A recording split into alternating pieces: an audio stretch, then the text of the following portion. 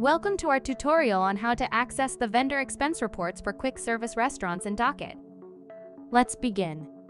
First, log in to your Docket account.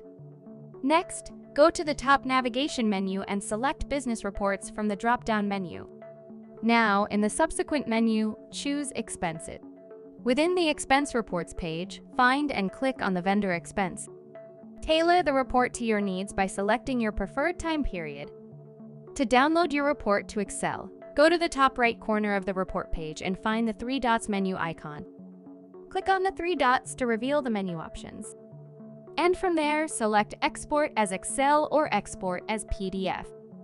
A notification will appear indicating that the report can be downloaded from the Data Export section of Docket.